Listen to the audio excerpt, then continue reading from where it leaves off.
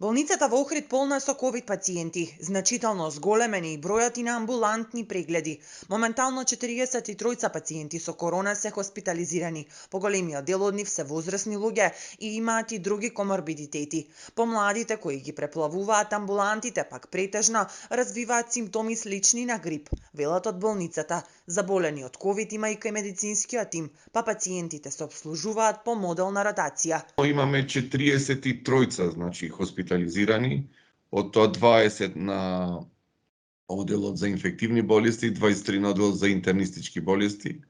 Бројот на амбулантни случаи има ево поголем пораст. Се движи околу 160-170 во текот на 24 часа. Така да е зголемено, и то доста зголемен е бројот на амбулантни случаи.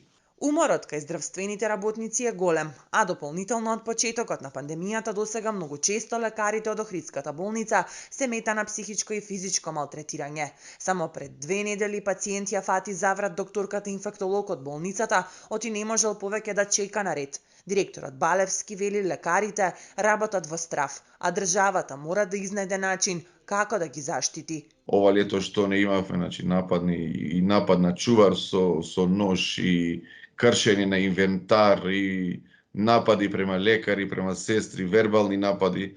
Меѓутоа, ова со нападот на докторката на инфективно стварно ја прели чашата и мислам дека веќе треба нешто државата да преземи со закони, со не знам со што, за да се заштити тој медицински персонал, бидејќи стварно вие да нападнете 62 годишна докторка кој што цела 2 години дали е дома, отиде на 10 дена, стварно не е во ред. И кој што 2 години на таа возраст не отсуствува ни еден ден на работа, а се бори трпно со оваа пандемија, стварно не е во ред и е тоа за секаква особа. Нормално вие ако имате денеска 80 и нешто пациенти, 100 пациенти, нормално дека ќе причека, не може најнуш да ги прегледа. Во Охридската болница, освен охриѓани, се лекуваат пациенти од целиот регион. Дебар, Ресен, Битола. Годишно се прават по стотици операции и породувања.